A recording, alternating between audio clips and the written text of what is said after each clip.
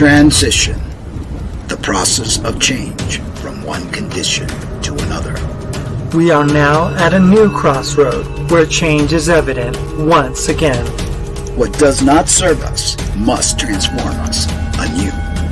Returning to our original state of oneness and true nature of that which created who we truly are. Confusion was the way of the past. Enlightenment is the way of the now and future, shedding away the layers of deceit. We now bring you the transformation of the two who started as one. Our fearless planet never stands still. Earth has been in a process of transition, and we are not exempt from this remarkable, ongoing reality.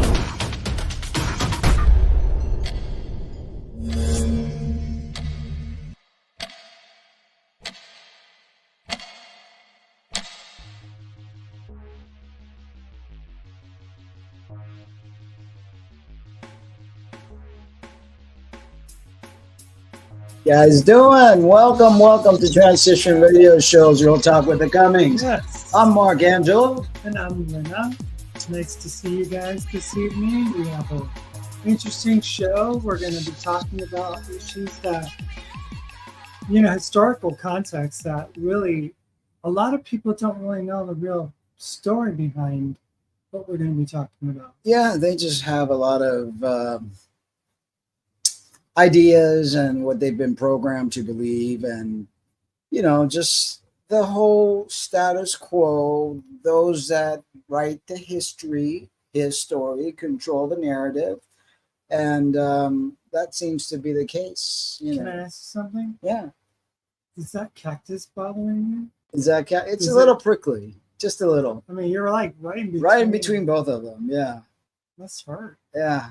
Just kind of decided that we wanted to, kind of give ourselves a little color and a little, because that white wall, and we keep forgetting to get something for it, busy during the week, and then just, you just disappeared. I do that a lot. I'm disappearing on it. No. Here I am, here I'm not. Oh. There we go. Oh. Well, there I go. Okay. Yeah. Just a Can little. I do the same? I don't know. No. Nope. It's that warlock in me, Yeah. that warlock ability.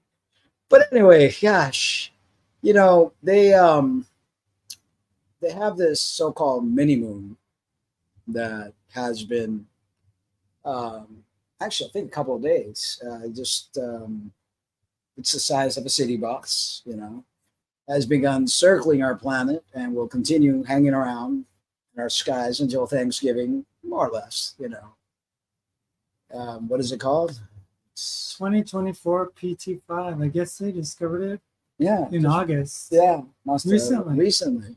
Yeah. It's like we never know what's flying around outside of our Earth. Never know. And nor would they tell us if something was going to hit us. And, but it's just doing its thing. Not very big. I don't know why they decided to call it a mini moon, but it's actually an asteroid. Yeah. But this was the picture they had in the article, and just thought I'd share it, make it a little visual for you guys, just a little visual stuff. If it were that city bus would be the size of like a half of a moon. Yeah. Mini moon. But mini moon, I don't know if anybody's actually, they have all these like fake pictures, that people take, and they look at it and it's like, but if it's the size of a city bus, I really don't think that you can really not that huge. See much of it. I mean, I don't know why they're making such a big deal out of it. I don't either. But I mean, that other thing, the Mohua or whatever it was, I don't know, whatever. It was like this awkward-looking cylinder-shaped. Oh yeah, that other thing. That was flying by. That was bigger than a city bus. That was kind of looked like some sort of alien craft type of thing, but this could be a drone. That could be, or it could be this other thing. Maybe a little mini spaceship that's coming in before the big Kahuna comes in. The Anunnakis, they are, due any day now. That's inside information. It's called the Big Kahuna. Big Kahuna, it's like any day now they're due. They're due, and maybe this is why we're having all this weird weather. You know, I mean, I can't tell if it's global warming, if it's HARP, if it's who knows. I mean, you can't know anything anymore. Really, everything is just so bizarre. Everything's up in the air, Yeah. you know, for the imagination. Anything. You know, because a place that literally has no connection to the ocean. Yeah. I mean, Western North Carolina. I mean, it's the mountains. It's the Blue Ridge Parkway. It's never seen before. I hate to sound like Trump. Never seen before, but you know, the disastrous. I mean, it just conditions would never happen there. You would never imagine that kind of a flooding event would take place in a place like that. You know, I mean, you would think, okay, Tampa, you know, like it would hit, you know, the coastal cities, or maybe even Atlanta, as far away from the ocean that Atlanta is. But we're talking about further than Atlanta, up into North Carolina, Eastern Tennessee, and it's just Kentucky. Crazy. I mean, some of the videos, the drone shots and reports. I mean, we know people that live there. That one of our older viewers and friend, White Hawk Lily or something like that is her name, and she and her son made it out in the nick of time. It was just like, and she says, whatever you're hearing from the news, multiply that by 10. See, I don't think the news is doing it justice to show just how far-reaching the devastation is in these areas. I mean, some of them, if the road goes out, it's the only road that they have to access, and it's high mountain elevations. I mean, Mount Mitchell is like 6,000 feet elevation. You know, it's the highest point in the eastern seaboard. You know, and that is like, I mean, Chimney Rock. The areas over there are just devastated. There was devastating. A picture that they showed of like a strip where they had stores and restaurants and things, all gone. I mean, completely just the type of devastation. I don't think that we have experienced or seen anything like that. As bad as Andrew was and as bad as Katrina was. I keep disappearing. As bad as Katrina was, I mean, this was just, it's, I think Biden is trying to get some more money relief efforts for, because there's just, I mean, it's going to be the gift that's going to keep on giving for a long time. There's going to be, I don't even know if they'll be able to recuperate from that. It'll be a long time before they're, I mean, and recovery is one thing in the future, but right now they're still trying to find people. You know, they're still trying to account for all the missing, you know, and we don't even know what the numbers are truly there. And it was interesting because I used to do a lot of projects in those areas as far as like video production and stuff like that. And the headquarters for there's a training center that's owned by Billy Graham Crusade Ministry or whatever, and it's a training center that's just outside of Asheville. Beautiful area. That whole area is absolutely stunningly beautiful. Green trees and just the mountains and just the background. I mean, it's just so beautiful. And Samaritan's Purse is a branch of that, you know, Billy Graham's Evangelistic Association, the ministry. And Billy Graham himself was from Montreat, North Carolina, which is outside of Asheville, not too far away. And Franklin Graham, he lives in Boone, North Carolina, and that's where they have the Samaritan's Purse headquarters. And they said that they had never imagined that, you know, they're like a Christian relief organization. They've been to Haiti, they've been to all these disaster sites, you know, after some major earthquake or they need, supplies or something, they have boats and planes, and they never thought that they would be serving their own community. I mean, their own area is now a Samaritan's Purse place for them to try to, helicopter supplies in.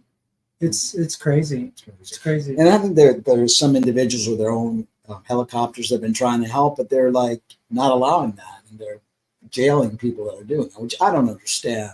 I don't understand the logistics of all this stuff. Why the media is not as transparent as it should be about a lot of things.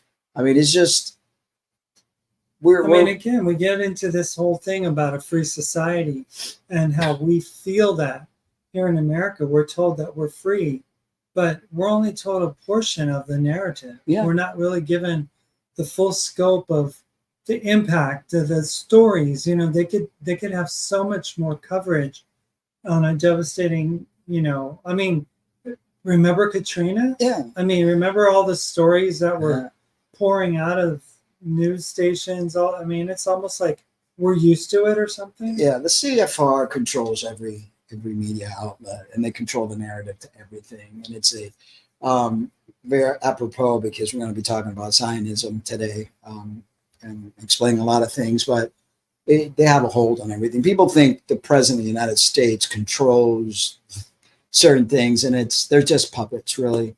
And then people, it's almost like we're getting what we want.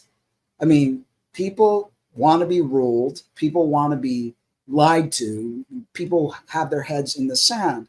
I mean, this whole thing with the strike, it didn't take but a couple of days for people to like stock up on toilet paper again. We just, we went to Costco yesterday and noticed that the area where all the toilet paper was empty. Yeah. And we went to go get paper towels for a customer. And there was and then I heard an older woman saying, "Here we go again with our hoarding." It's yeah. And the store, the Costco was it was like crazy town. Yeah. It was like, I just don't know what Christmas? it is. I don't know what it is with the hoarding and the panicking, and it's like it's something in the DNA.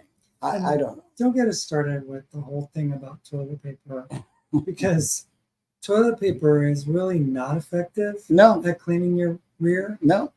Contrary to maybe Charmin and the people at Northern, whatever, those people want you to think that it works. Well, you're just smearing. It's the smearing. Yeah.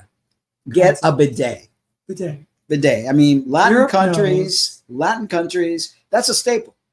Every Latin bathroom has a bidet. Well, I don't know if Latin, but the majority. I mean, I went to Argentina, as old as the hotels were. They had. I barely saw restrooms in Mexico. So. Well, I don't know Mexico, but like Argentina, there's it's just a thing.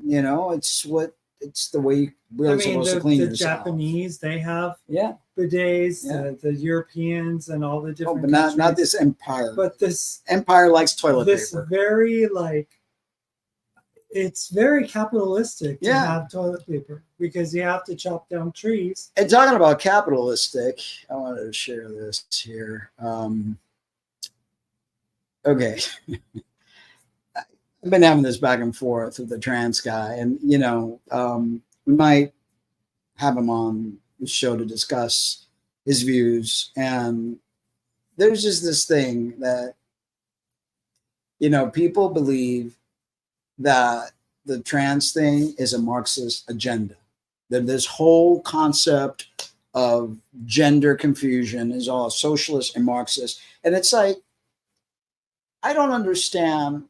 If people don't know what they're talking about, because they've never lived either in a communist, or majority of people haven't, or in a Marxist or in a socialist, how they like to put down a system that cares about the people more so than this capitalist system that we live in.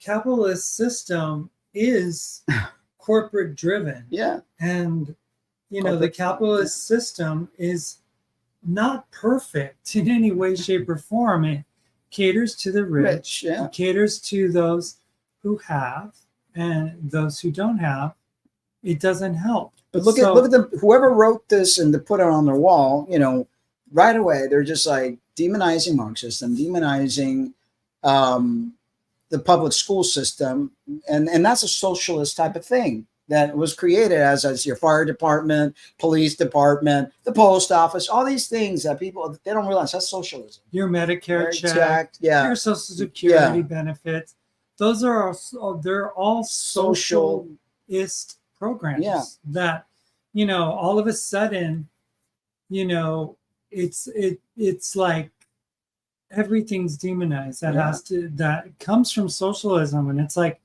well, we have socialist projects that have taken place here in the United States. And people, if they didn't have that, they'd be up, you know, where? And then they're like, there are only two genders. Communism has killed over 100 million people. And how much has the empires and capitalistic and that whole imperialistic type of mentality, how many people have they killed? How many Iraqis were killed during the time when we were fighting the quote-unquote war on terror? Right. And then socialists always lie. No, it's more like capitalists always lie. I mean, that's, you know, that's a given. That's a given. Just look around you, people. That's, you know, I think the mentality should be a little bit more attuned to the truth and not the propaganda. But I think also that people, they don't know what Marxism even is, or what communism is. I mean, I'm sure they've never read and I haven't either. I mean, honestly, to be honest with you, I don't know what Marxism ideology is all about. I know it's when communism was when the state controls all forms of business, and, you know, people are assigned work and the means of production is assigned by the state. And that socialism is where, you know, everybody is expected to contribute to be able to let everyone have a piece of the pie. Right. We'll probably have a show regarding that, talk about the capitalists, breaking all these things down, how it's helped, how it's hurt, you know. But again, people just speak out of their rear end and really don't know anything about anything. But we're gonna dive into the book of was it Joshua, right? I think that's the book. Let me go ahead and share this, because as we're reading, I want to share some of the stuff there. All right, so a lot of what is believed in Israel has been programming from their Bible. They believe that they're the chosen, according to what they've been told from their books and their legends. Now here's a reading from the book of Joshua, which will tell you where all this like aggression begins, right? Where it stems from and why they do what they do. Now, after the death of Moses, the servant of the Lord spoke unto Joshua, Moses, my servant, is dead now. Therefore, arise, go over this Jordan, 40,000 prepared for war, and went before the Lord unto battle into ye plain of Jericho. So the people went up into the city, every man straight before him. So are we straight guy? And they took the city, and they utterly destroyed all that was in the city, both man and woman, young and old, and ox and sheep and ass, with the edge of the sword. They burnt the city with fire and all that was therein. So, you know, they're following this guideline that their Yahweh God, I guess, you know, has told them time and time again to do this. What Israel is doing now, they've been doing for eons to other places. They've been raping, killing, I said the word, taking, and all that stuff. And, it's nothing new. The book of Joshua is required reading in Israel schools today. The book holds an important place because in its pages, many people think that a president can't be found for the establishment of Israel as a nation, using it as an excuse to plunder. So, I mean, are you hearing this? They're using this book as this is what they're supposed to do, right? And they've been doing it for eons, So the backstory with that, though, is that the roots of Zionism are really more political than they are biblical or anything. But see, what they do is they're very, what's the word? That a word always escapes me, where, they know what they're doing in the background. They understand the reasonings of why, although they don't really believe it. Right. They're kind of sneaky that way, where they will use the book of Joshua, although many of them don't even believe in it. Yeah. And they don't even believe in Yahweh either, but they use it as a tool for them to extract what they need. In Israel's case, it was an entire nation that they needed, and there are Hasidic Jews out there that will tell those people that what they're doing is against what God had commanded the Jews not to unite as a nation again, because they were scattered according to their own Bible, the ancient writings, and the people who follow true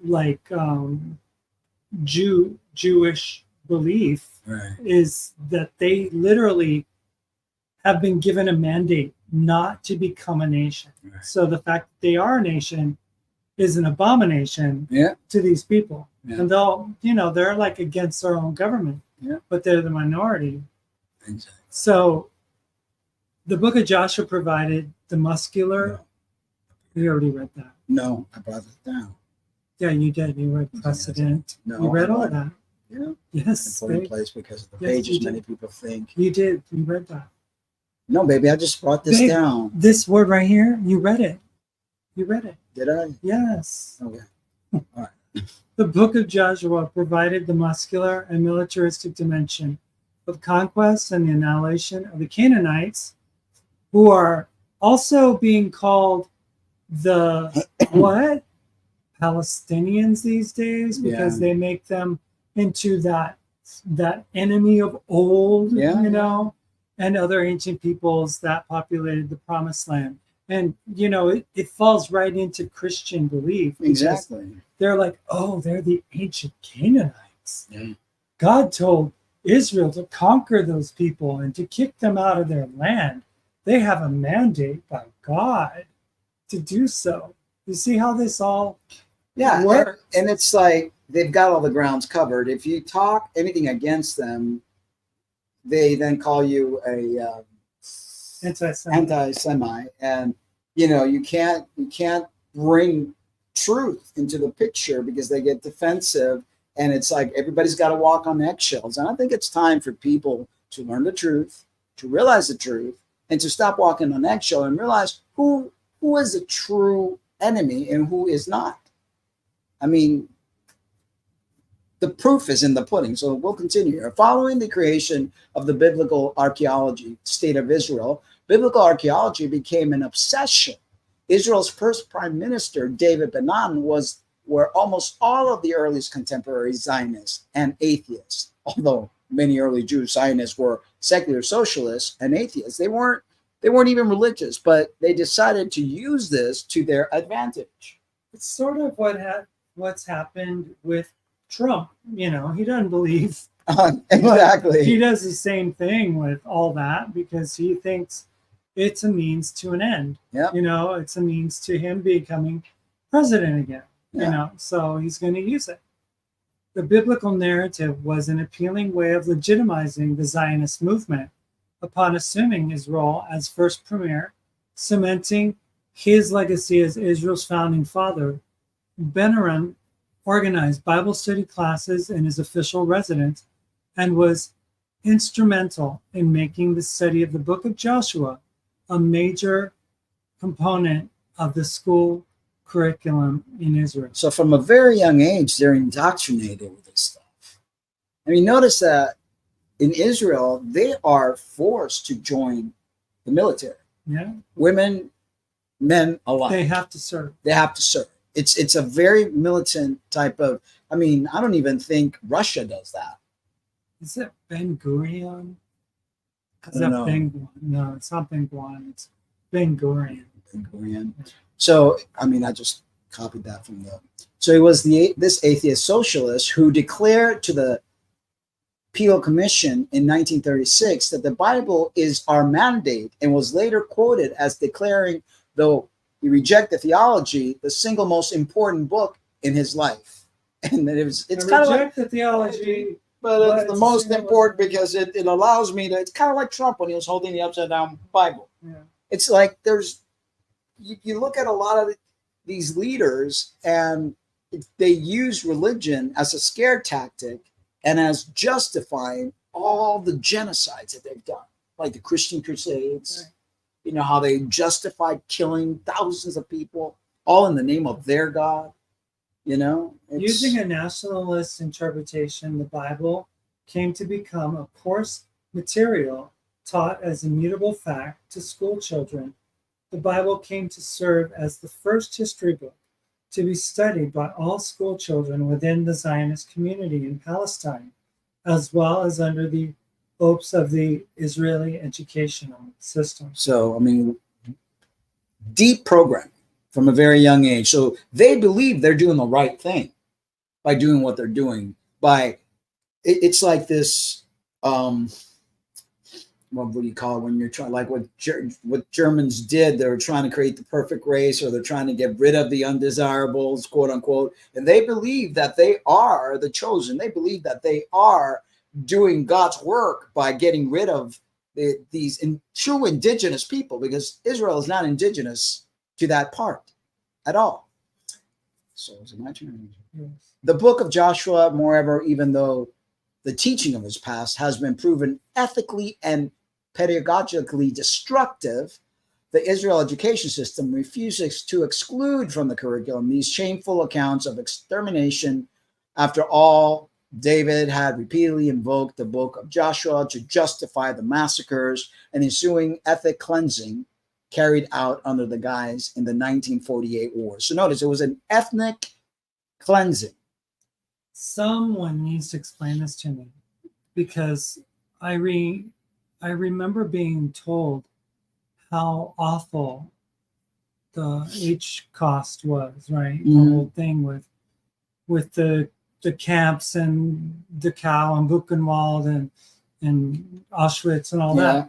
And what had taken place there, and the atrocities committed there, that 6 million were wiped out under this cruel fascist leader who will remain nameless. Mm-hmm. But they don't really go into the story that after, say, 3 years or 2 years passes by, and these people are released from their concentration camps, and many of them make their way into what Palestine is now, what Israel is, Palestine. And they literally do the same thing that was done to them. Yeah. Like, I don't understand that, you would be subjugated that way and you feel the pain of it. And then you would do the same exact thing, like burning villages in the Nakba, the whole thing with the persecution of these innocent people who are living on their land, who generationally have grown dates or whatever fruits and things on that land. And now they're being evicted from their homeland, which they didn't call a country, because they didn't really connect to the concept of nationalism. They were just the people that lived in that land. Kind of like the indigenous here in the United States, same concept. Sort of like you know, that. it's like, but there were more farmers than yeah. But it's just it's crazy. Though. And then the lack of knowledge of history that people have, and they don't understand that the aggressors have always been Israel. And the Israelites. The reality also is that I was doing some research before the show right now, and Israel, as much as it's touted as being the Holy Land, mm-hmm. that they literally had a Holy Land location that could have been Uganda, mm-hmm. it could have been Madagascar, Texas even. Some people thought Texas, some people thought, you know, like these different locations. Argentina was even a place. And what would have been the connection that they would have made to Argentina and saying that it was their homeland? It's like they would have invented something. But they got Palestine. Yeah. You know. And what they have done, you know, the atrocity, the way that they've like literally caged, you know, where they have them prisoner. Literally, they can't. In Gaza. Yeah, in Gaza. In the West. Yeah, yeah. I mean, and I don't understand why people don't understand this. I don't understand how President Biden could be all protective over Israel and say, we are with you and backing you. Even like Kamala has totally like, I'm disillusioned with her because she's continuing the same thing. And it's like, let's pull the wool out of our eyes. The occupiers are actually the Israelis of the Palestinian land. Yeah. The true that exists under their feet. Yeah. Like they want to claim it as their, you know, their homeland and stuff. And it's not. And, you know, the big mandate that Netanyahu has is the greater Israel. The hope for the greater Israel, which means that they would literally have a border that goes from the Nile River all the way into other countries, Jordan, into Iraq, and the Euphrates River. I personally think that it's a satellite for the United States. That's why they're so backing and providing all the weapons. And it's like, it's some sort of operation. Well, I think there's a lot of Zionist control in this country. Exactly. So it's almost like Operation Paperclip, where the NZs came over and influenced our government. Well, the United States has done that throughout, like the show we had last week. 800 military bases throughout the world, pushing their agenda, pushing their ways throughout the world, you know, taking and killing and doing what they've done. No different. It's the same thing. Yeah, installing dictators, removing people that are, you know, like the elected leadership. Mm-hmm. You know, the voice of the people is disrespected and totally ignored. And I mean, and you have this happening on a wide scale during the 20th century. Yeah. In Israel, you know, I mean, they did the same. You know, the British installed who they wanted, you know, and, you know, because it was Palestine belonged to the British after World War One. Yeah. So they agreed to give Israel that land. Totally. So let's continue here. But even before 1948, the excavation of Palestine was underway during the mandatory period starting in 1917.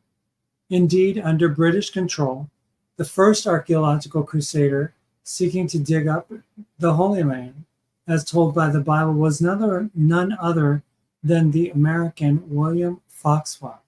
We Americans have perhaps less right than most modern nations to sit in judgment on the Israelites of the 13th centuries BC, since we have intentionally or otherwise exterminated scores of thousands of Indians in every corner of our great nation and have crowded the rest into great concentration camps. It is often seen necessary that a people of markedly inferior type should vanish before a people of superior potentiality, since there is a point beyond which racial mixture cannot go without disaster. Hence what I was saying before, the United States has done the same thing. Well, the United States had a doctrine of manifest destiny, Yeah. which is basically like, this is our promised land, and that we've been given this promise by God to take, the greater United States, which is from the Pacific to the Atlantic, Yeah. from the Nile River to the Euphrates River. It's the same, the same mentality. Yeah. These nations are more connected than you would imagine. Oh gosh, yeah. The leadership. And it's that the same controls it. agenda. The same agenda. No different. Thus the Canaanites, with their orgiastic nature worship, their cult of fertility in the form of serpent symbols, and sensuous nudity, and their gross mythology, were replaced by Israel with its pastoral simplicity and purity of life, its lofty monotheism, and its severe code of ethics, in the words of revisionist biblical scholar Keith Whitelam of the University of Stirling. This justification by one of the great icons of 20th century biblical scholarship of the slaughter of the indigenous Palestinian population is remarkable for two reasons. It is an outpouring of undisguised racism, apartheid, Yeah. which is staggeringly but equally startling. And it's, again, the same story. The Christians came over, they civilized indigenous people, cut their hair, forced their Christianity down their throats. They've done that throughout, from every corner of the world. And then everything like the rain dance, they, even like in modern times, we had the whole issue with that pipeline up in North Dakota. Yeah. And how the indigenous people were invoking a type of a dance of some sort, a spiritual dance. And the authorities were preventing them from doing that. I know. And it's like, they think that these cultural, traditions are evil, just like they thought, there's serpent worship, and all this. It's like, isn't that the same thing that the Christians do? They call everything that is not of their teaching of the devil, evil, bad, And if you're a Christian, you might want to look at your own book in Exodus. Read about the story when the snake was put on a rod and hoisted there, covered in gold, and the people bowed down to it. So tell me what religion is worshiping what serpent? They said that in the biblical account in Exodus, it said that if the people looked at it, they would be saved from dying. It's just crazy to me, and that people don't have eyes to see what is actually happening in the world, what has actually been happening in the world. We need to change. We need to change, because all this devastation that you're seeing, there's a lot of karma that's going to come our way. A lot of karma from what this country has done to other countries, to other indigenous people. The war has been against indigenous people. The Palestinians are the indigenous people of that part of the world. And, when you got the Arabs, and there's a lot of backstories regarding the way that they've been treated, throughout history. 70 years of intensive excavation in the land of Israel, archaeologists have found out that Israelites did not sojourn in Egypt, did not wander in the wilderness, did not conquer the land of Canaan in a military campaign, and did not pass it on to the 12 tribes of Israel. See, all these stories are just that, stories. But now we have the truth, because the excavation shows records and things that don't match with the story that the Israelites just like they're doing discoveries in South America and in Mexico with, finding ancient sites and things like that with LIDAR, the kind of reading of rainforest covered areas, and they're finding structures in there. They use the same equipment to look for things over there Mhm. in the Sinai. And there's no record of people, of any remnants of anything that would showcase that people literally existed in that part of the world, Yeah. that they did the things that As you they can say see, they you did. know, it's like, yeah. Additionally, as opposed to the lead claim of a sovereign united kingdom of Israel, the united monarchy of David and Solomon, which is described in the Bible as a regional superpower, and was at most a small tribal kingdom, Herzog describes the ascent of William Foxwell. Albright in the 1920s and later following the establishment of the State of Israel, the founding fathers of Israel archaeology, including Benjamin Mazar, Naaman, Avihad Yatin, and others, Herzog writes that using the Bible as a literal guide to exploring the Bronze and Iron Ages was standard practice from the beginning, which would continue for decades. However, writes Herzog, little by little cracks began to appear in the picture. To take one example, the story of Moses leading the Israelites out of Egypt, wandering for 40 years across the Sinai. Many Egyptian documents known to us don't even mention of all the sojourn of the Israelites in Egypt or the later exodus of an entire people, which was curious considering that Egyptians kept highly detailed records, which included even small incursions. So the record keepers don't even have that record. So it's almost like they've made up, just like they're making stuff up now, and they continue to make up and lie. And you know, it's been that way.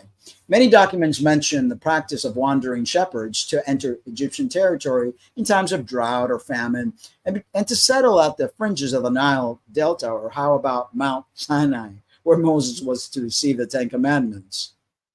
Generations of researchers have tried to locate the site of Mount Sinai and the encampments of the Israelite tribes in the wilderness. Despite the strenuous efforts, not even one site has been located that would accord with the biblical account.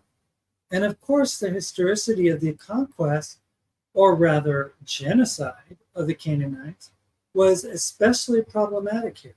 You know, it's kind of like weapons of mass destruction, the weapon of mass destruction over here. No, you know, it's like, it's just lies after lies after lies. The most severe difficulties have arisen.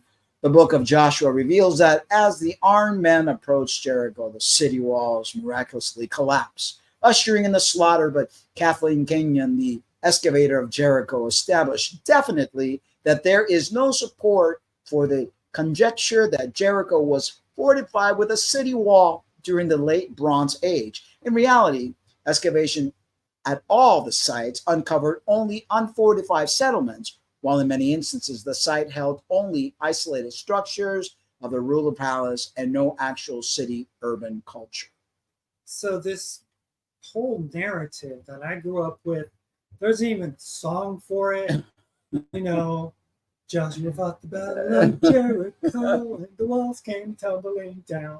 You know, and it's like all these stories, they're beautiful stories. Yeah, little fables. But they're meant to teach something more esoteric, more valuable than just a literal retelling of a story, you know. And the thing is, the harm that is caused by these stories, because they teach these stories from a young age, they believe that they're doing something good by replicating the story of Joshua.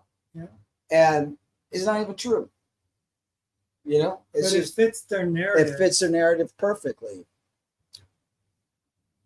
Let's see here. So there's a lot of information that we've accumulated together here. The history of Israel-Palestine conflict spans over a century, marked by a complex interaction of political, territorial, and religious tension. And basically, a lot of that is that, you know, it's like they want land, they want stuff that's in the land, the sources, resources, and they want to push their God, Right. which ain't even real. You know? Below, we're going to talk about there's key events that developed over the past 150 years that shaped the Israel-Palestine conflict. So, it's not just the October 7th. The October 7th was a retaliation of things that was done throughout. There's been many, many, many conflicts. And there are broad, wide, forged stories like these. They create legends out of something that, didn't happen. Like, things being live beings being put into an oven. Well, of course, that would play really well into the, sympathy for what happened to the Jewish people in Germany when that happened. Right. That the ovens and all that, and the gas chambers and all that. So of course it's gonna anything happens incite to women people. and children. Yeah. It's gonna incite people, but there's a bigger story. There's bigger history here that needs to be looked at. You can't just look at October 7th and say, well, they have every right, to defend themselves. Israel has every right to defend itself. And it's so let's look into it. Let's look into how Israel's defended itself from the very beginning, or maybe offended others. Yes. Yeah. Late Ottoman period, late 19th century, 1880s, 1870s. Even earlier than that, 1517, actually. It goes way back. 1517 to 1917. Oh, yeah, no, but yeah, that's Palestine under Ottoman rule, right. Was from 1517 to 1917. So there was an Ottoman Empire that existed that was basically that whole area was under Ottoman control up until 1917 when World War I ended or broke out. By the late 19th century, Palestine was a largely Arab and Muslim region with a small Jewish, Christian, and Druze communities. Jewish migration largely driven by Zionist movements seeking to establish a homeland in historic Palestine began in earnest during this period, especially after the first Zionist Congress in 1897. So, this has been going on for quite a bit. So, British mandated an early Zionist settlement happening between 1917 and 1947. Balfour Declaration, 1917. The British government issued a Balfour Declaration supporting the establishment of a national home for the Jewish people, quote unquote, in Palestine. This spurred significant Jewish immigration to Palestine. Who immigrated to where? Jewish people immigrated to Palestine, leading to tensions with the Arab population. It's like right now, the people in Springfield are having a connuption fit because the Haitians migrated over. The difference is the Haitians were invited to come over so they could fill job positions that needed to be filled.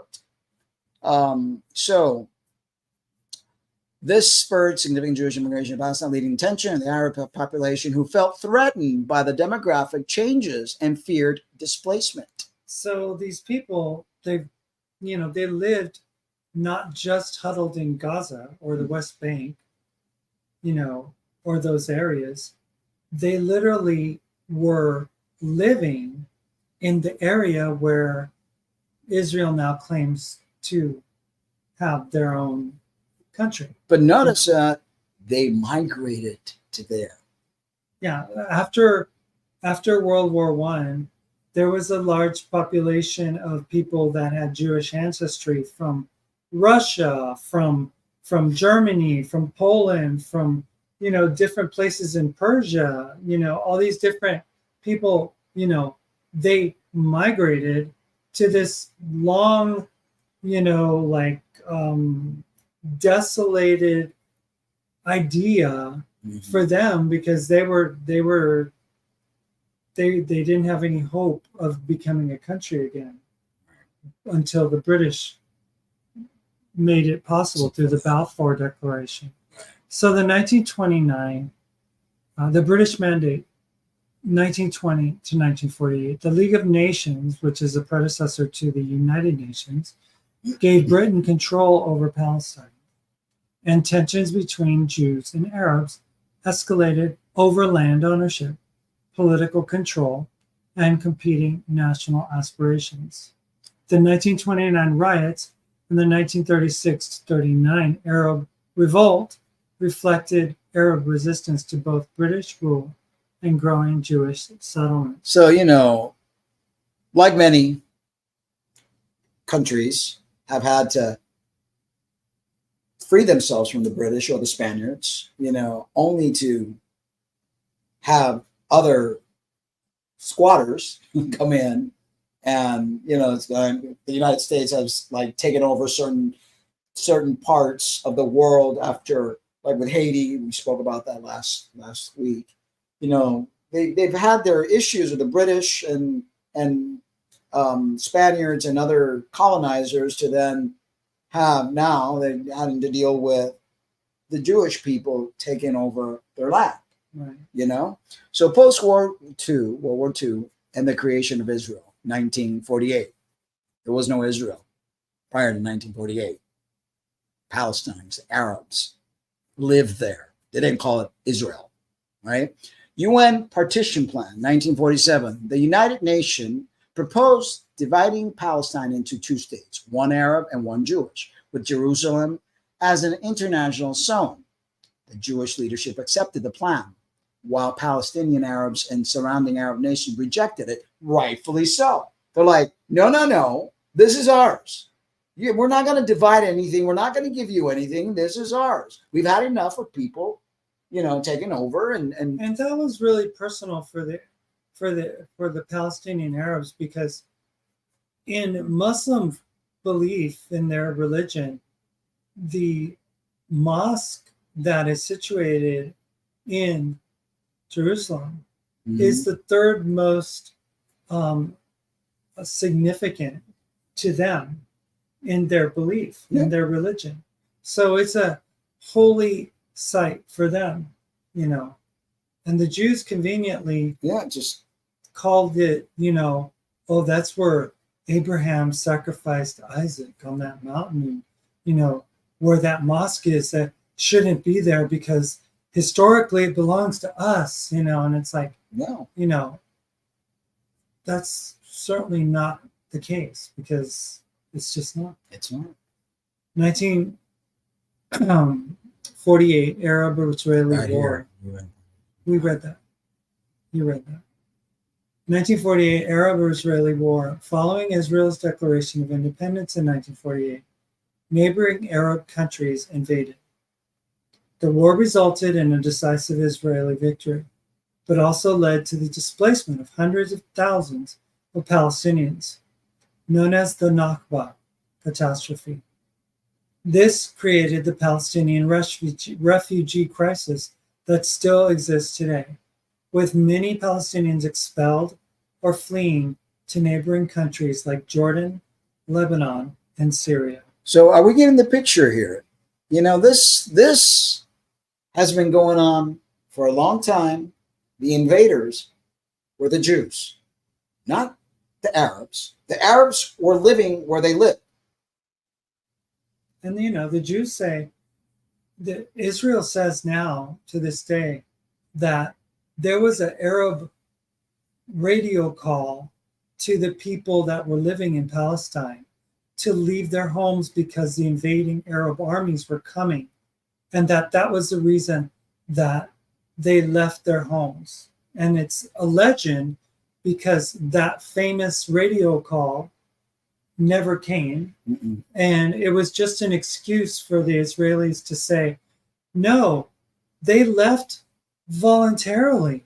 They went, you know, and it's like, no, the people that were fighting for Israel at the time, the Israeli armies, they literally forced the people to leave the cities and their villages so that they could clog up the roads so that the Arab armies couldn't come in to defend them.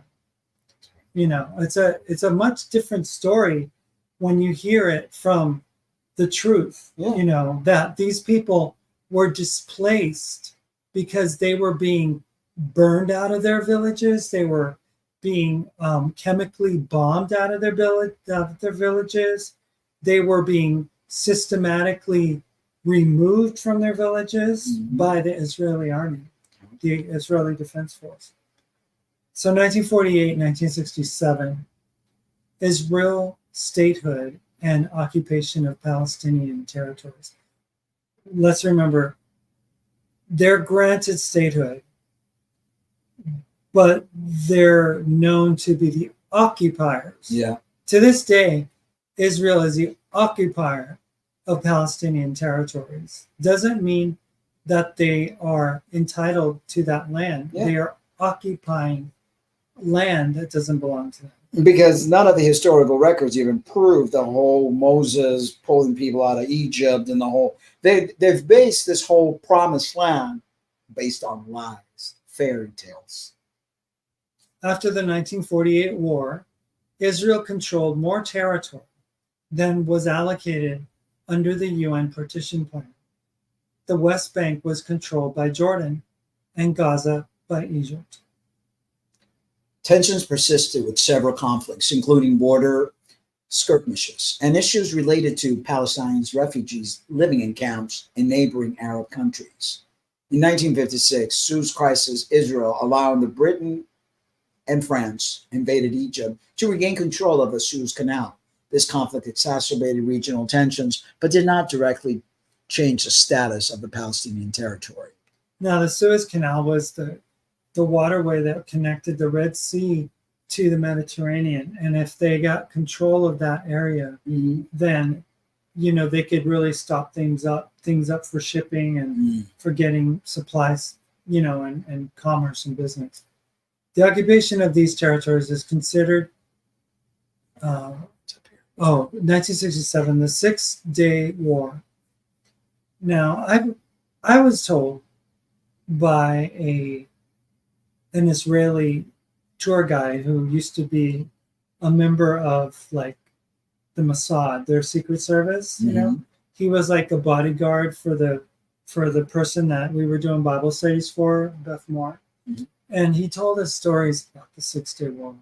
And he talked about how, God gave them favor during that time, and this legend of something happening up in the Golan Heights and with Lake, the Sea of Galilee, and that the people in Capernaum were surrounded by Arab armies, and somehow they were able to create this modern day Gideon type of 300, make them look like 3,000 or 30,000 people, because they were turning off the lights of the cars and then turning them back on, so it looked like there were tanks. And it's they come up with these legends, and the Six-Day War, they say, oh, God gave us back our land.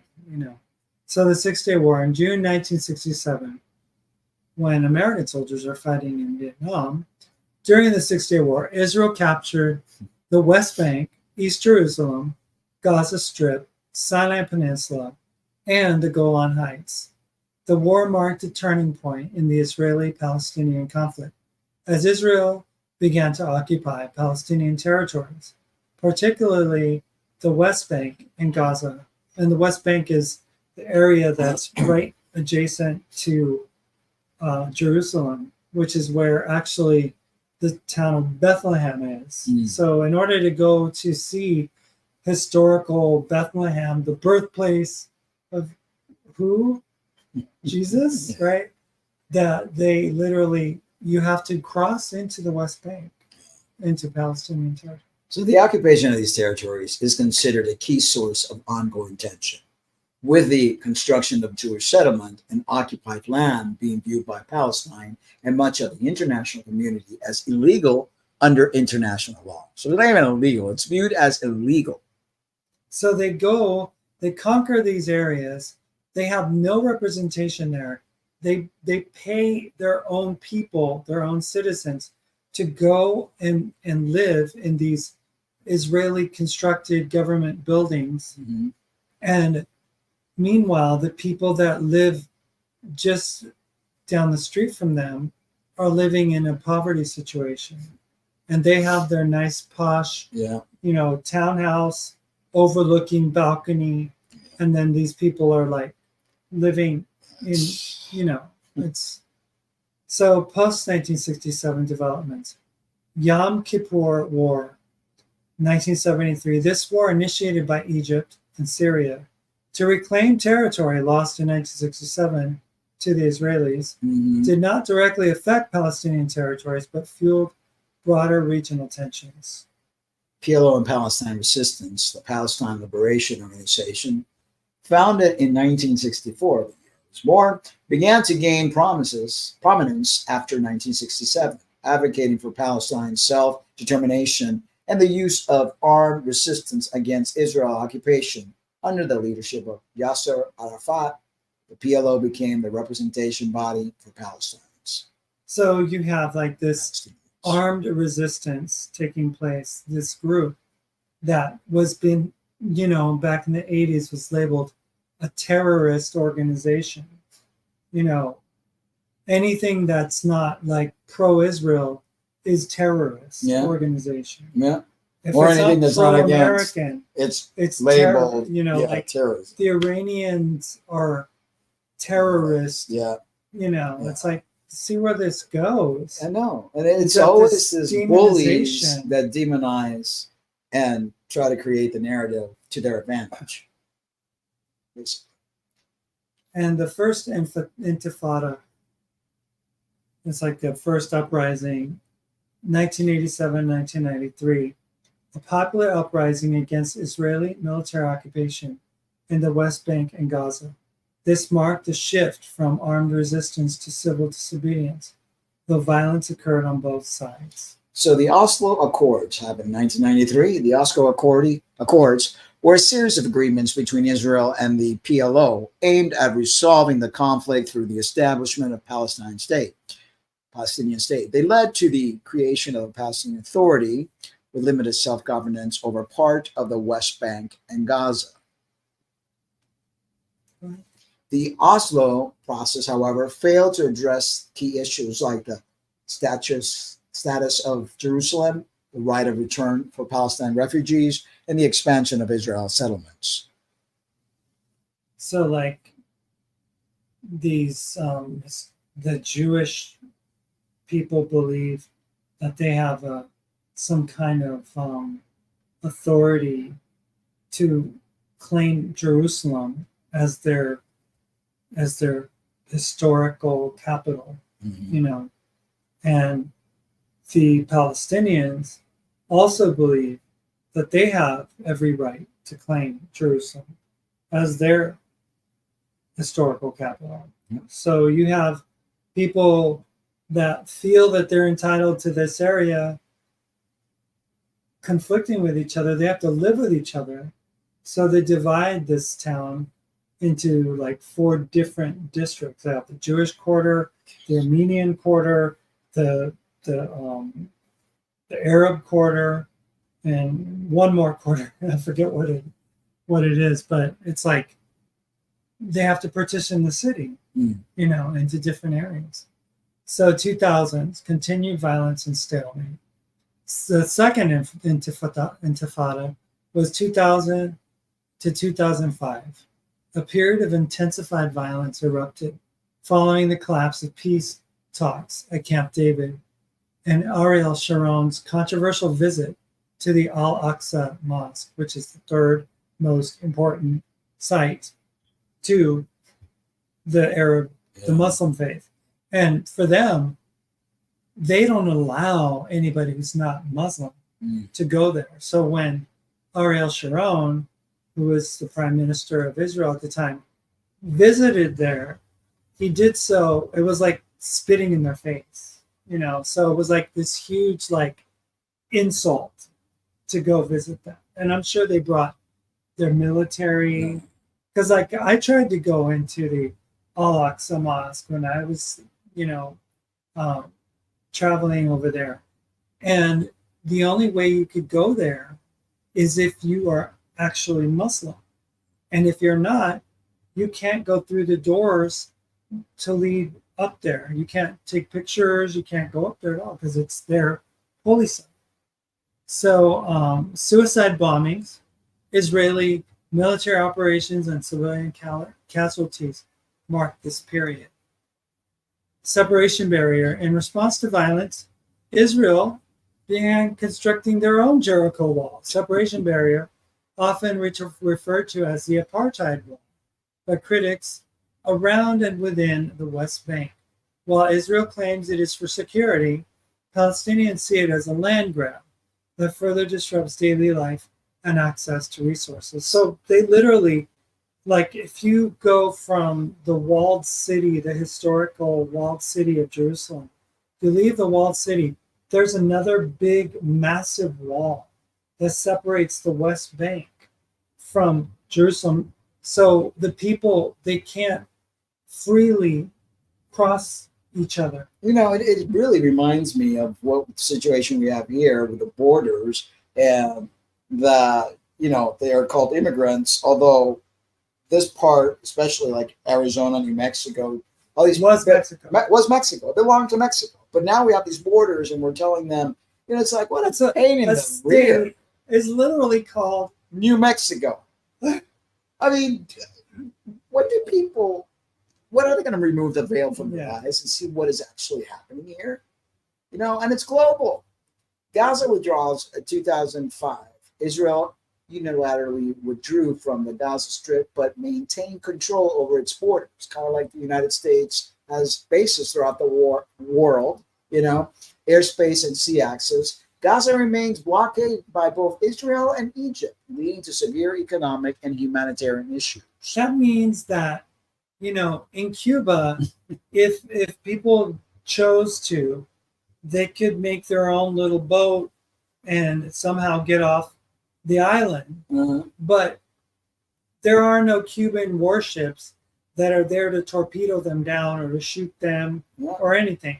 But the people of Gaza, they're landlocked, and then they have the ocean, the Mediterranean Sea as their border, and they can't even escape through the Mediterranean to leave because Israeli ships are all around there, and Egyptian ships too, trying to keep the people from leaving their, you know, they call it Israel's, you know, biggest outdoor prison. Right. So, you know, what people have to do is look at history. You do the research and you find the information. It's not hidden. It's all there. This is not lies. This is truth. So I don't understand how blindly people are pro-Israel, not realizing that they are the occupiers. They are the ones that have started all this wars and all this BS. Hamas versus Fatah. In 2006, the Islamist group Hamas won Palestinian elections, leading to a power struggle with Fatah, the dominant faction in the PLO. Hamas took control over Gaza, while the Palestinian Authority, dominated by Fatah, governs the West Bank. This division complicates efforts for a unified Palestinian state. So they're fighting amongst each other. They need to fix that. Gaza war is an ongoing blockade. Since 2008, several large-scale conflicts have occurred between Israel and Hamas in Gaza, leading to thousands of casualties, mostly Palestinian civilians. The blockade of Gaza, imposed by Israel and Egypt, has created severe humanitarian conditions. Operation Cast Lead, 2008 to 2009, Operation Protected Edge, 2014, and several other flare-ups of violence have further entrenched the divide and exacerbated civilian suffering. And basically, those are the ones that are suffering, the civilians, innocent children, innocent women. I mean, according to Israel, they relegate anybody that lives in Gaza as a member of Hamas.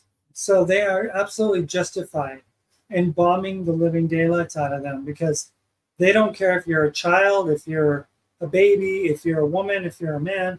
They don't care if you're who you are. If you're in Gaza, you're a member of Hamas and you deserve to die, literally, because they don't value life. It makes my blood boil. 2010s to 2020 to 2020s. Continued stalemate and erosion of the two-state solution. So it's like the Palestinians want a two-state solution, which means an Israel with borders and a Palestine with borders. I mean, that would be the solution for the problem, Israeli settlements. Israeli settlement expansion in the West Bank has continued, further complicating the possibility of a two-state solution. The international community largely views the settlements as illegal, but Israeli governments have continued to support their growth. And Israel's already taken most of Palestine, historical Palestine, but this little sliver in the middle between, just off of Jerusalem is called the West Bank. And they literally just have this little pocket, and they're surrounded by a greater Israel. And Gaza's like way over here. But they just have this little piece, and they can't even have that. It's crazy. It's just, it's that arrogant mentality, chosen one, everybody walking on an eggshell. I mean, the UN, had this massive emergency meeting because, it's enough is enough. It's something has to be done to stop Israel, literally.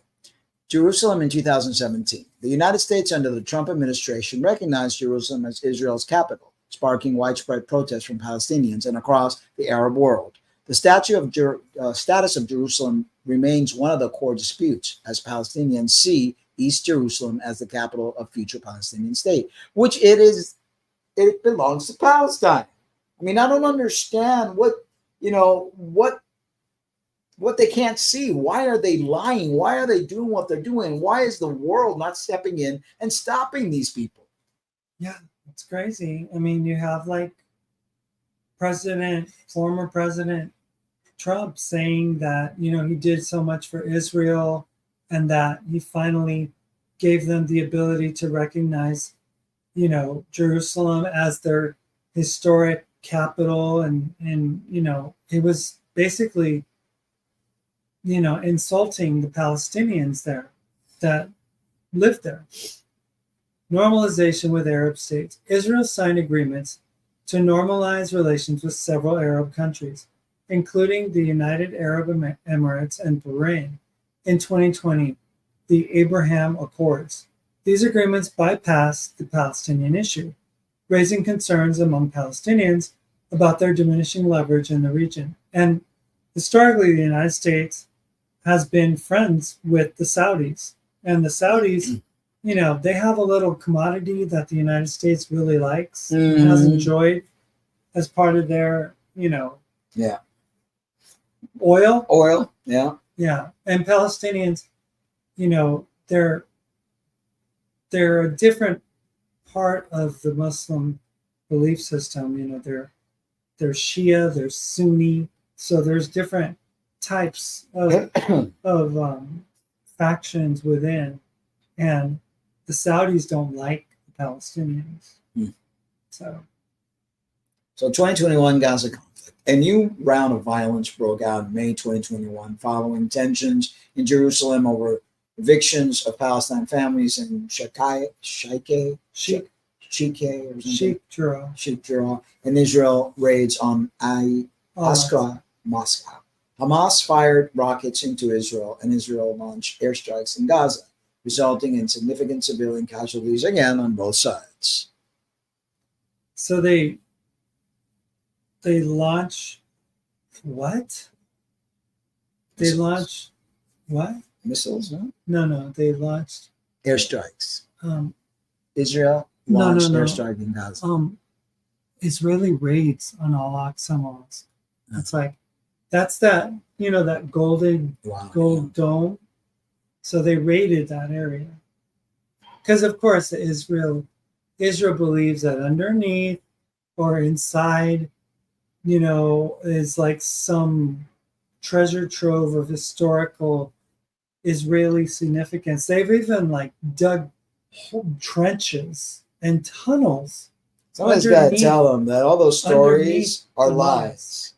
you know, and they just, I don't know. It's like this religious wars that, you know, this is, Ongoing issues. Right of return.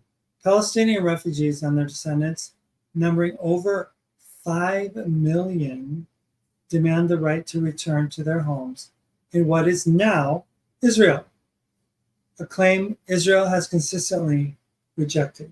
So, you know, these people, they generationally, they are the people of that land. the indigenous people, Israelites, the Jews, because Israel is not even, I mean, that's just the name provided in 1948.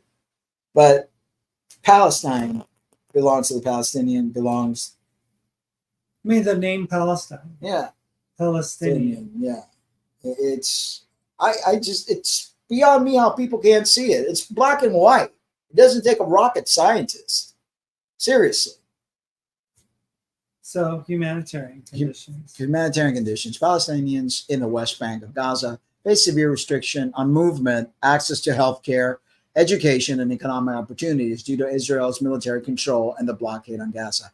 I mean, this is just awful because I know my own country has felt that from this country. Cuba has been bullied by America, by the United States. And so this rings very close to me too, because I feel like they're doing the same thing, you know, and it's got to stop.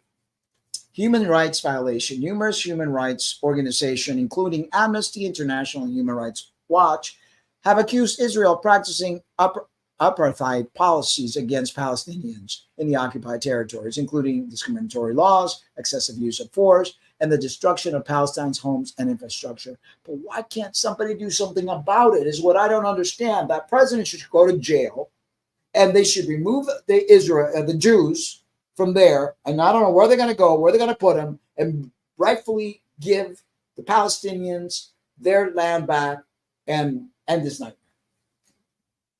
Well, there are some that at this point would rally for a two-state solution where two countries. No, I think all the harm they've done, you lost that ability to have any kind of, any kind of bargaining tool. You go, I don't care where you go, but out. So the conclusion is over the past 150 years, the Israeli-Palestinian conflict has evolved from a localized dispute into a broader geopolitical issue that we are all aware of now. Yes. With profound implications for both the region and the world. Displacement of Palestinians, continued occupation of Palestinian territories, expansion of Israeli settlements, and the humanitarian impact of blockades and military actions have created enduring tensions. The failure of peace processes to resolve key issues like borders, refugees, and Jerusalem leaves the future of the region uncertain. Totally uncertain, that's for sure. I mean, it's like I don't get it. I don't understand why people. Is it me? It's very simple. It's very simple. It has.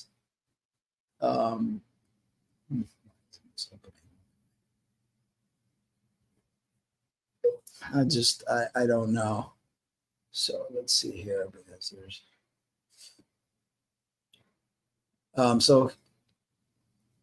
So this whole concept of Israel, being, what is it? The historical reasons for the identity of Israel is like based on the book of Joshua. It's based on historical, like, not even historical. It's based on. Well, I mean, people have historically connected these legends together. Yeah, it's just legends, it's myths. So these are different key sources for the reasoning for that. For what that Israel believes that the land belongs to them, and they're going on this biblical storyline that has been disproven with archaeological non-findings and things of that nature. So let's see here. So we read about the book of Joshua. Yeah, we did. So let's. And there's another book by Gary Burge, Whose Land, Whose Promise. Right. And this work questions the theological justification for Zionist claim to land, focusing on the political and moral implication of these religious interpretations. Burge's perspective introduces ethical consideration alongside historical narratives. And then Baruch Kimmerling, The Invention and Decline of Israel Ness, book from 2001. Kimmerling provides a sociological view on the construction of Israeli identity, emphasizing how state, society, and the military played roles in shaping modern Israel. This analysis is important for understanding how contemporary Israeli identity diverges from ancient or biblical conceptualizations. So they're just going based on, it's like, no. Noor Massaha, The Bible of Zionism, 2007. Massaha critiques Zionism use of biblical traditions, arguing that the biblical justification for Zionist territorial claims relies on selective readings and invented traditions. This work engages most colonial perspective to question the legitimacy of these claims from both archaeological and theological standpoints. And like I said earlier, the archaeological findings or lack thereof proves that all this is BS. This next author, he actually has a bunch of YouTube videos. His name is Shlomo Sand. Had a book called The Invention of the Land of Israel, 2012. Sand's work is critical in exploring how the concept of Israel, quote unquote, as a homeland was constructed, tracing how the idea of a Jewish homeland evolved from religious myth to a political reality. Sand examines the processes by which ancient texts were used to forge modern political identities. Yeah, that's basically the bottom line, and it needs to stop. They need to bring all this information into some sort of court hearing, whether it's the UN that has to do it. I think the leader of Israel needs to be jailed for all the war crimes that he's committed. And I think, rightfully so, Palestinians should get their land back, everything going back to the way it was, back to normal. The Sea of Herzog, Deconstructing the Walls of Jericho, Biblical Myth and Archaeological Reality. Herzog's archaeological findings argue that many biblical stories, such as the conquest of Jericho, are not supported by historical or archaeological evidence, reinforcing the notion that the biblical narrative serves more as a mythological foundation than a historical fact. You can't base myth and facts on the same line. And you can't have this amount of genocide being taking place based on mythology. So the next book is called The Invention of Ancient Israel by Keith W. Whitelam. Whitelam examines how the history of ancient Israel was constructed, often at the expense of Palestinian historical narratives. This work emphasizes the silencing of Palestinian history and challenges the exclusivity of Israel's historical claims. And they are really they go through these, almost like they turn it into some kind of poetry or something, talking about how before Israel, the Jewish people came back to their homeland, that this land was so desolate, so inhospitable, and just a barren wilderness. And when Israel came and the Jews came to their old land, that the land blossomed, and that fruit trees grew, where that plains of grass. Great imagination. I mean, it's they have a great imagination, and they've literally, Zionists have taken over, and they literally, like I said, the CFR owns all the media. They control just about everything. And the CFR is the Council on Foreign Relations. Yeah. So, but people need to fight against this. They can't continue to allow this to go on, because it affects all of us. It really does.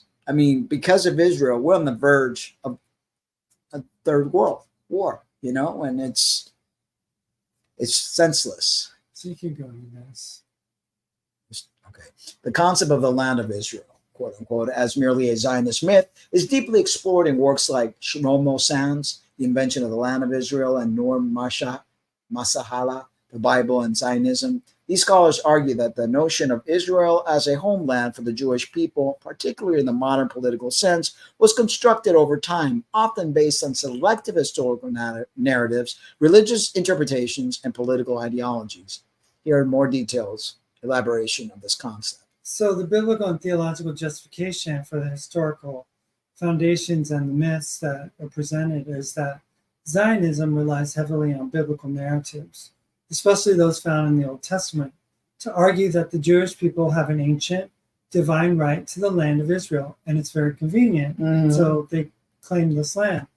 Stories like the conquest of Canaan under Joshua, the kingdom of David, and the Temple of Solomon are frequently cited as evidence of this historical claim. However, scholars like Noor Masaha argue that these stories are more mythological than historical. He points out that modern archaeology has often failed to find solid evidence supporting events like the conquest of Jericho or the grandeur of David and Solomon's kingdom as described in the Bible. Instead, these stories likely served as a fundamental myth of religious identity rather than the accurate historical accounts. And it's the same thing that wants to happen here with these Christian nationalists. They want to push the biblical. America was founded on, the founding fathers and all that. And it's all Christian. lies. And it's like, John Adams made it abundantly clear when he said that there is no doubt that this country was not founded on any Christian principle. No, it's all BS. It's all this whole patriotic, in God we trust, and all. It's all a fairy tale. It's all a logo. Like Nike. What is it? Just do it. That kind of thing. It's remove the veil. Zeev Herzog, Ziev or whatever, is an Israeli archaeologist, also adds to this critique, highlighting that many of the biblical accounts do not align with archaeological evidence, suggesting that the Promised Land narrative is more of a theological construct than a historical reality. So nice fairy tales, but fairy tales that have harmed a lot of people and continue to harm people. Invented tradition. Shlomo Sand, in this book, The Invention of the Land of Israel, quote unquote, posits that the concept of the land of Israel as a homeland was constructed in modern times, particularly in the 19th and 20th centuries during the rise of nationalism in Europe. He contends that this notion was retroactively applied to ancient history to create a coherent narrative that would support Zionist goals. And again, it's all about Zionism, their goals, their contraption of creating lies and so forth and so on. Sand emphasizes that Jewish people were dispersed across various lands for centuries and had no unified connection to a specific geographical region after the Roman expulsion following the Bar Kokhba revolt of the 2nd century AD. Thus, the idea of a continuous Jewish presence and ownership of Israel was largely manufactured to justify modern Zionist settlement efforts. Zionism is a modern political movement. Modern political Zionism, founded by figures like Theodor Herzl in the late 19th century, was a response to European anti-Semitism and the desire to create a national homeland for Jews. However, as Keith Whitelam and other scholars argue, this movement constructed a historical narrative that effectively erased Palestinian history and rights to the land, focusing solely on the Jewish claims based on biblical myths and modern nationalist ideology. Zionist thinkers sought to forge a national identity for Jewish people by framing the land of Israel as an ancestral homeland, quote unquote, thus inventing a deep historical connection that would legitimize political and, shall I say, colonial ambitions. This idea was not universally accepted by all Jews, many of whom had lived in various countries for generations and did not see the need for a return to a biblical land, because they were told that they did not have the right to come together again. God had told them not to do so. Yeah. Hey, Penny, welcome. Thank you for tuning in. She Yes. says, hello, in all due respect. It's a shit show, and I commend you both for breaking this down. It is. And you know, it's like, I don't understand why people don't have the sense enough to like really dig deep, go into history, and understand what is being done. It's a massacre. It's a genocide. It's wrong on every level. I'm ashamed of the presidents here in this country that continue to allow it to happen. You know, I'm ashamed of the people that rally behind it because they're ignorant and they don't understand the true history and the true nature of what it is. So, yes, thank you for joining us. So, where were we? Archaeology. Archaeological contradiction. Extensive archaeological work in the region has often failed to corroborate the biblical description of conquest and grand ancient cities. Scholars like Herzog have argued that no significant evidence supports the idea that the early Israelites conducted large-scale conquests of established kingdoms as described in the Bible. These findings challenge the Zionist myth that ancient Israel was once a powerful and unified nation deserving a modern restoration. When it's all bogus and it's all a lie and it needs to stop and it needs to end, and people need to like educate themselves. You know, it's time. I mean, it's a great narrative for people that want to believe that, because it's very, it's built in with all these wonderful perks. Like they get to have their own nation. Yeah. They get to conquer other people and do bad things and be justified in doing those things. You know, it's like, how in the world is this even possible? But you know, how is that even possible that something like that could take place, and then you really don't have any other like options other than to do what you believe you should be doing, and that's to take land from people that don't deserve to have their land taken away from them. Right. You know. And you know, a lot of people, like what Penny said here, I now agree. I was on the fence in the past. The reason I was on the fence was because of the theocratic misogyny I once thought was a bigger threat from Hamas. I have changed my mind. Yeah, you know, it's like the United States has played a major role in demonizing those from the Palestinian nation, whether it's Arabs, whether it's Iraq. You know, people haven't taken the time to really study the history of all these nations and all these countries, you know, and it's easy to just like what Trump does, demonizes everything and lies, and then people believe the lies because they're too lazy to actually do the work and research. So it's important for people to understand the truth and just stop spreading the lies, because it hurts us as a country. You know, we're hurting the future generation by allowing this horrible genocide, these wars, these things that are happening, all based on lies. And that's what people need to understand. They're all lies.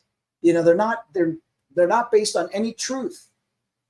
It's like, you know, there's a story with the Palestinians and their homeland. There's also a story with the Iranians, and the reason that they're upset with the West, the reason that they're upset with the United States, it goes really far, because like in 1953, they had a coup that deposed their leader and installed one from that the United States picked, you know, to do its bidding. So you've got like these historical ties to these countries that are like trying to get involved in countries that they have no business in. Like they discover oil and all of a sudden, you know, the British are like wanting to have control over what happens, what the mineral rights are in Persia and what becomes later Iran and Iraq. You know, it's like it goes so far. These nations have done so much in the West to to raise the ire of the people of these countries. You don't understand why they feel as strongly as they do and call the United States the Great Satan.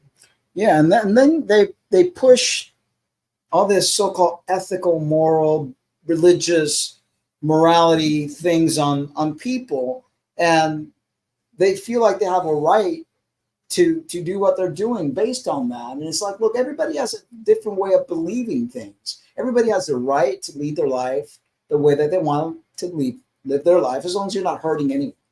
But to push this whole concept, because the Christians believe that the Jews are the chosen people, and that's a load of BS. There's nowhere except for the Bible, and in the Bible, come on. You can't go by a book that was written by man to control man. It's like, well, God says, I'm the chosen one, and if you're an anti-Semite if you don't believe that. I mean, you go against me. The Torah, the first 5 books of the Bible, the Pentateuch, those books were written by Jewish scribes under Babylonian captivity, who, after they were able to break free from Babylon, and some of them go back to their area, they took on this, the stories. Mm-hmm. They conveniently made, the Jewish people God's chosen people. How convenient. They made, the focus on Moses and, which we're looking that there's no historical evidence of none of that. So we're basing stuff on fairy tales, on myths, mythology, lies. I mean, the UN needs, I don't know how it's going to work. They need to step in there. They need to put that man in jail. They need to allow the Palestinians to have their land back. I don't know how that's going to happen. One of the things is education. This country needs to stop. But when we read earlier, they have room to talk. They did the same thing to the natives. Yeah, I mean, one other option that an Iranian scholar, professor guy, mm-hmm. he was talking about, he doesn't believe in a 2-state solution. He believes that there should be a 1-state solution, and that the people should be given the right to their own government. And if Jews end up living in that area and being a part of it, then that's one thing. But that the land should go back, of course, to the rightful people. It's like the same concept with the natives here. I think we've accrued so much karma from what was done to the indigenous people here. And I think the only way to make it right is to return the land to the rightful owners. Yeah. And I don't know how that's going to happen either, but until we humans get things right, we're going to continue to experience these horrific weather conditions. And it's not going to be your Yahweh coming back or your Jesus coming back on a white horse. No, it's going to be Mother Earth taking revenge for what has been done to the natives. Yes, they are definitely keeping us confused by propaganda. Totally. And people are just, blinded, ignorant. I don't know what. I think the Bible really does a really good job at making people ignorant, mm-hmm. because they believe these stories, and they literally believe that the world was created in a literal 7 24-hour period of days. Yeah. It's like, and historically, it's not possible to reproduce at a rate of billions of people by now. And that's, mind you, after a flood. Yeah. And that Adam and Eve. Yeah. That they actually. There's no way. There's no way they could reproduce. There's no mathematically. way. Mathematically, and the retardation, they would die out before they. Just no way. So we're believing these fairy tales, basing wars on these fairy tales, and people just you really need to put your thinking caps on. And you got these stories, even the story of Jesus on the cross and salvation, And we were watching something just the other day. It was talking about how all these teachings have been misrepresented. Even Jesus himself said, "Don't look there or there, because the kingdom of God is within you." Right. You know, it's like there. It's not a physical location, you know, and it's not a physical salvation either. No, you know, it's a birth and a rebirth. You know, and it's, you know, being born again is like being born from above, which means that, you know, you're renewed in your spirit. exactly. And that, you know, the kingdom of heaven is within you. It's not something that you're attained, something that you have to do or go to. He didn't come here to die for our sins. I believe Jesus was just another like avatar or another what do they call it? What's the name I'm looking for? Another guru that came down to free us. I mean, he even said, "Your father is the devil." He was talking to the Jews and what they believed in their Bible, that the Yahweh that they follow, which is to me an alien Anunnaki god that has taken over and has created this disaster that we're living in right now. And so, you know, this whole biblical story, the way they make it seem like we're bad, we're sinners, we have to repent, that's all BS. That's all to take away your power. That's all to make you enslaved. That's all to keep you warring one another, to keep you ignorant. The time to awaken is now. You know, we all, I mean, I fell for it. It's easy to fall. It's like you return to your childhood mentality of being told how bad you are, and then you want to be a good boy or girl, and you want to follow, you know, Jesus and all this stuff that they teach you when you're a little kid. And it's like, it's time to grow up. So the best way to control, Penny says, anyone is to give them confusing / different answers to the same question asked. They are using thought-stopping, quote unquote, tactics to confuse us. Exactly. And we're living in very confusing times right now, and on purpose, because it's almost like there's a quickening taking place. And I don't have the answers. I don't know what's going to take place, but life, I know, is not the same life that we had 20 years ago. It's almost like we've been shifted into this other reality, and things are just like unfolding. There's disaster after disaster. It's like we're trying to wake ourselves up. Our higher selves are trying to like wake up, realize what's going on here with these terrible weather conditions, these crazy politicians. I mean, you can't trust any of them. I mean, I'm definitely not voting for Trump, but I don't trust the Biden-Harris team either, you know, or what now Kamala and Tim, you know, it's like, yeah, they're the least of evil and definitely voting for them, but they're not going to be the solution either. We need a totally different type of political system, because the one we have now, it's like playing tennis. The Republicans come out for a while, the Democrats come out for a while, and nothing's ever solved. I mean, look back at history. Have we ever solved anything? People are worse off now than ever. But historically, that's what empires do. Yeah. They provide you with two options. Yeah.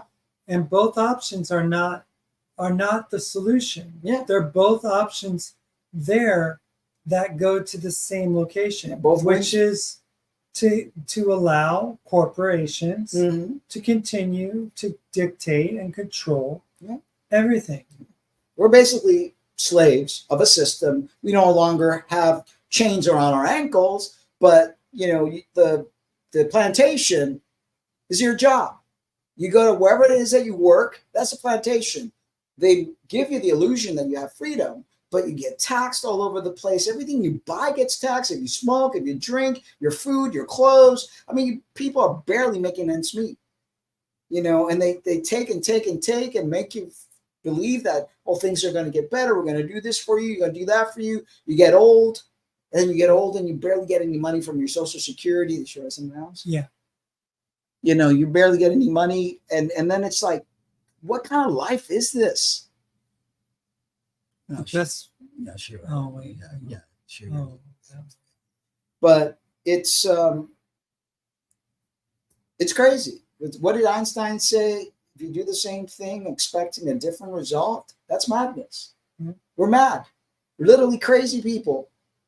If we think that if any of these politicians are going to solve anything for us, we need to change the way we live. This capitalistic system does not work. It works for the rich. It gives you the illusion that things are going to get better for you, that someday you'll have this, and they keep dangling the little carrot stick. And you get sicker and tired, and things get harder. I mean, I don't know. Is it just me that feels this way? But, you know. But anyway, it's important to learn truth. It's important to research. It's important to question. Always question everything. Because the narrative they give us is all lies. And it's just, the story of Thanksgiving, it's a great story. Yeah. It makes for great little flannel graphs and pictures of the pilgrims and the Indians playing together. Yeah. When the truth is much more grim, Yeah. Much more destructive. They don't tell you that Tonto became a slave Mhm. and was shipped back to Britain and was like put on display like a pet or something. It's It's just like, that story is not told.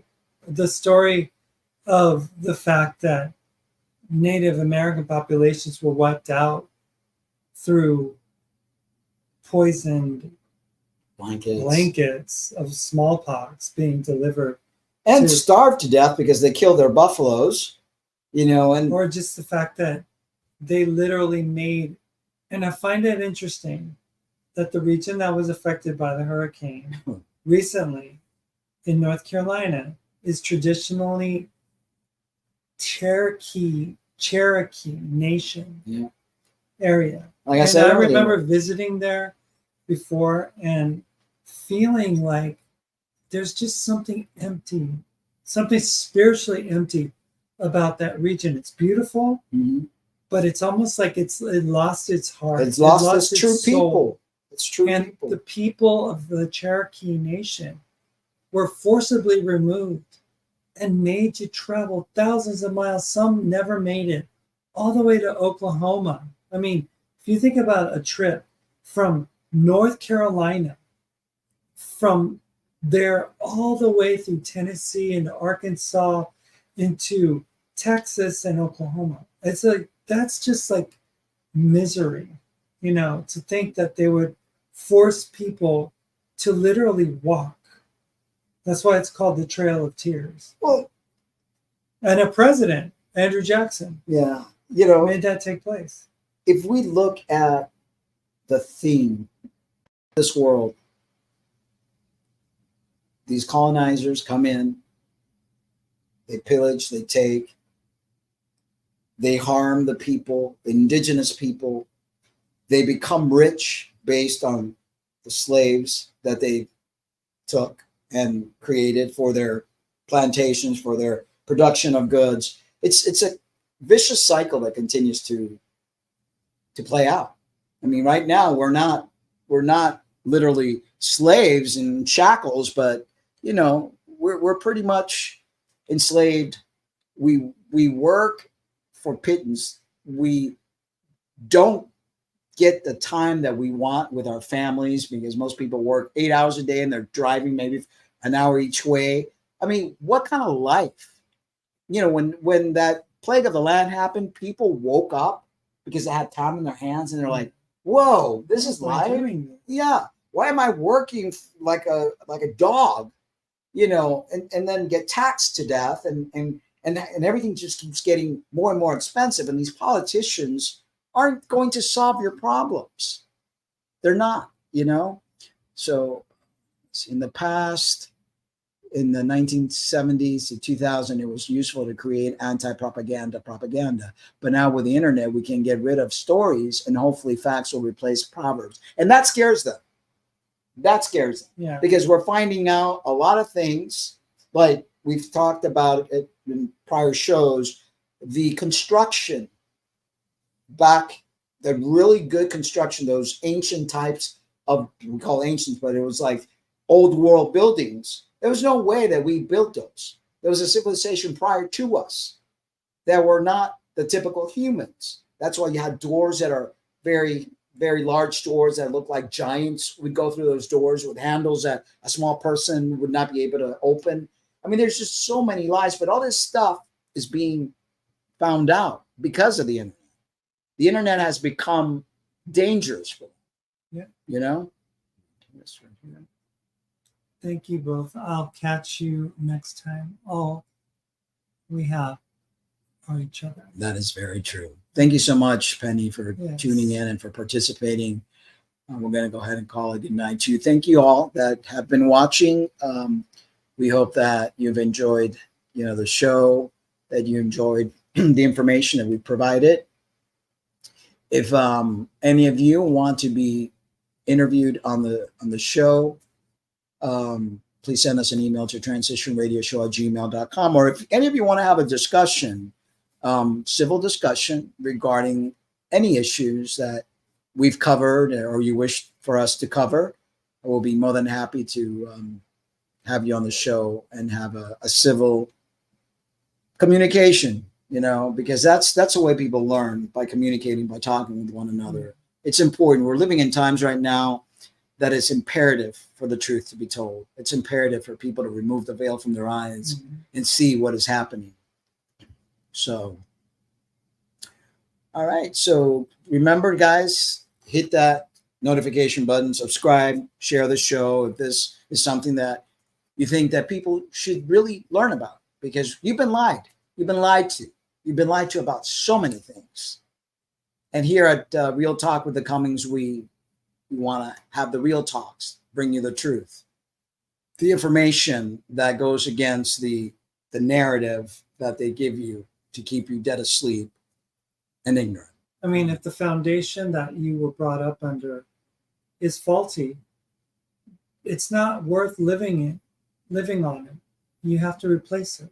You have to be willing to open yourself up, to remove yourself from that faulty foundation and go to real truth, the real story, not the narrative, not what you've been told. And especially if you're a Christian, you have this ancient story that conveniently coincides with conquest and colonization and control and slavery and, give to Caesar what's Caesar's. What that's even like, because even the story of Jesus is controversial because you don't know what the real Jesus actually said. You only hear the Roman version of it. You don't hear the true, like you hear pieces of it, like the first shall be last, or the greatest shall be the smallest, will, weak will be strong, or, I mean,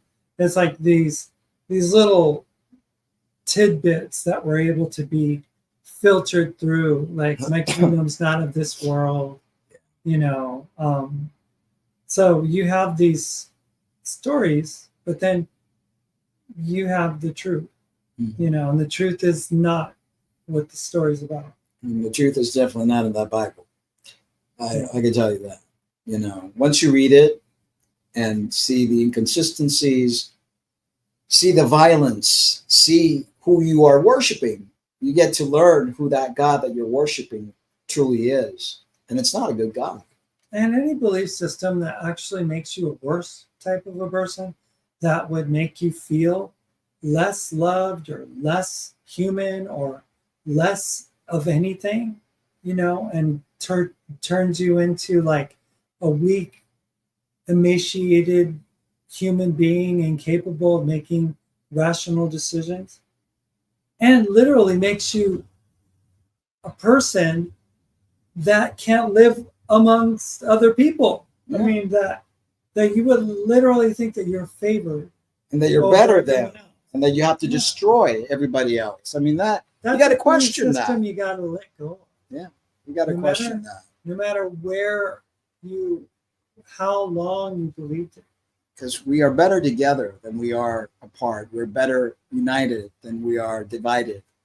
And it's time. It's time for humanity to learn the lessons, to learn from the mistakes that we have made in the past, to forgive one another, but to change the course of action that has been taken, to fire our leaders and create better leaders. How are we going to do that? I don't know. But I know that we have to do something drastic, because I don't know about you, but this world that we're living in doesn't sound good to me. You know, there was a point way back in like the early 2000s when what's his name, the leader, Yasser Arafat, leader of the PLO, he was in talks with the Israeli prime minister of the time, and they had come up with a two-state solution. This was something that they had really agreed with. And initially, the Israeli prime minister had said yes, but then he reneged on it and said no. And this whole matter could have been solved and fixed a long time ago, even at least with a two-state solution. Of course, we believe that it would be really fixed if they gave the land back to its rightful people, to its rightful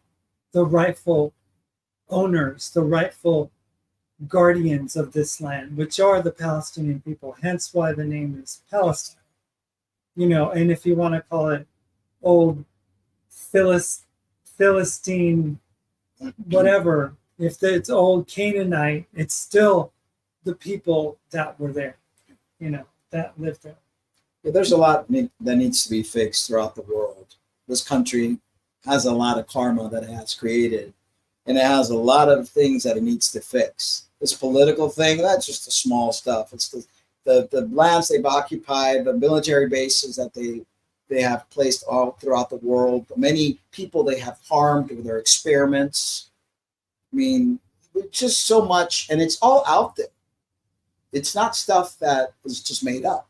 The information is out there. We just got to be willing to do the work. Americans don't want to hear the bad story. No. They don't want to hear the negative about their country. They don't want to hear how empire building this country is and how destructive it's been to many others. They just want to fight one another between Democrat and Republican. That is just a ploy. That's just the game they make you play, so that you don't see what's really behind that curtain.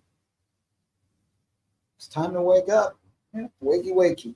Anyway, guys, thank you so much. Tune in next week. Might be, I don't know, capitalist, talking a little bit more about the different types of isms or something like that, so that you educate. A better idea of what it is, that the definition for Marxism, the definition for communism, the definition for socialism, and understand where these thinkers and people who believed in these ideologies, what gave them impetus and reason for why they believe what they believe, and why the imperialists don't want you to think anything good about any other system besides the system that they're pushing. It's crazy. I heard a speech by a Chinese diplomat, and he was saying so many just amazing things about working together as a world, and the people of the world coming together and respecting each other and honoring each other and caring for. I was like, is this the big bad communist CCCP that they say is so evil? Because that's what the United States, look at what Trump does. Well, that's what the United States has been doing, demonizing everything else so that they continue to be the guys on the top, and they can continue to be the dominating force and pushing their capitalist system while we continue to be the slaves. Some of these people are very well educated. The leader that was killed by the Hezbollah leader recently, Nasrallah, he was a scholar. He was well respected by his people. He wasn't just a terrorist in the sense of what people would want to call a terrorist, by as if he was some kind of person that would board a plane and hijack it or something. I mean, it's You don't Why understand. do people do terrorist acts? They're in defiant of the system that has hurt them for many, many years. So the United States calls certain groups of people terrorists because they are shining a light at the imperialistic, empire, capitalistic takeover of everything, destroy, pillage the land, mine everything, destroy everything. So anyone that doesn't want that and tries to bring a light, they're calling terrorist. Basically bottom line. But we'll dig in deeper next week with all that information and all this the craziness of the crowds that are saying that this trans thing is a Marxist agenda. I mean, it's beyond Connect two things and turn them into some demonization. Of course, because they know how to get the townspeople riled up. All right, guys, we love you, but remember to always love yourselves too.